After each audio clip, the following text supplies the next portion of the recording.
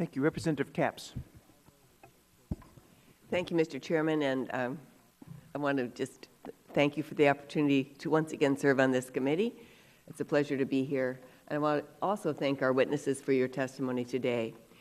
Director Salerno, as you may know, I represent the Central Coast of California, which was heavily impacted by the first massive oil spill caused by offshore drilling in this country. It was a while ago, it was 1969, but it really made a mark on our area. I did serve on this committee when the next massive offshore drilling oil spill, the Deepwater Horizon in the Gulf of Mexico, occurred. And one of the things I believed needed more focus after the Deepwater Horizon was the use of the best available and safest technology for offshore drilling.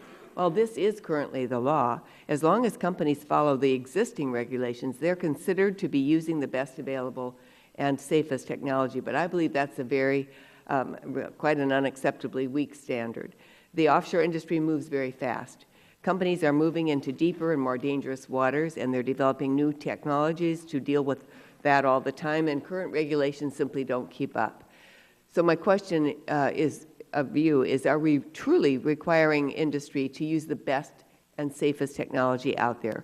What is Bessie doing to keep up with industry and to make sure the technologies they're using are safe? Thank you, Representative Capps. We are working very closely with the industry to help, and with our Ocean Energy Safety Institute to develop a workable process to improve the way we approach best available and safest technology. It is a feature of the proposed production safety rule.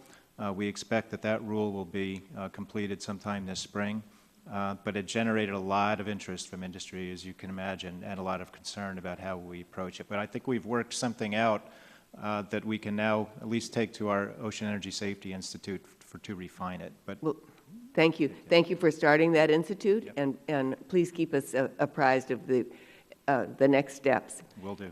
One of the industry innovations in recent years is the use of hydraulic fracturing, both onshore and offshore. I know a lot about that in our district. At least 21 instances of fracking that we know of have taken place in federal waters off the California coast in recent years.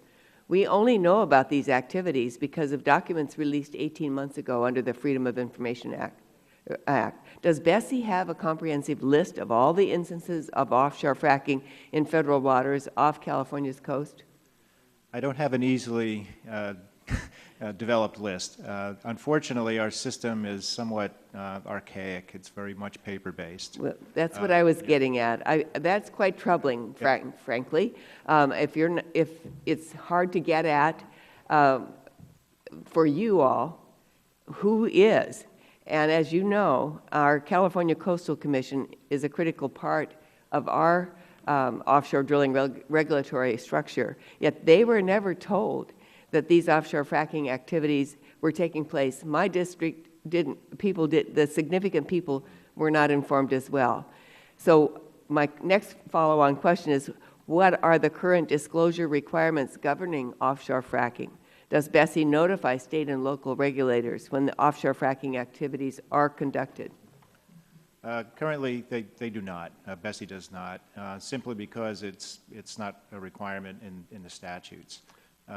As you know, this is a subject of some ongoing litigation, so we're taking a fresh look at our position. Well, again, I'm in strong favor of encouraging that in every respect, and want to stay in touch with you on that as well. Let me try one more question if I have time to at least get it out. For you, Director Hopper, we know very little about the chemicals used in offshore fracking or their impacts on marine environment. There's a lot of speculating in my district about what this could be.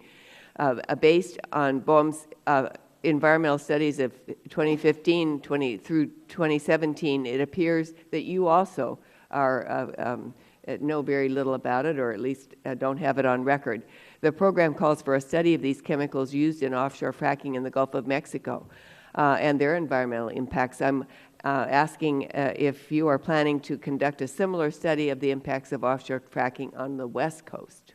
Yeah, thank you for that question. And as Director Salerno said, we are taking a fresh look at the research that's available and the research that we need to do and the options for evaluating all of that. So that is very actively under consideration. So right we now. can look forward to finding out more about it very shortly? Very shortly, ma'am. Thank you.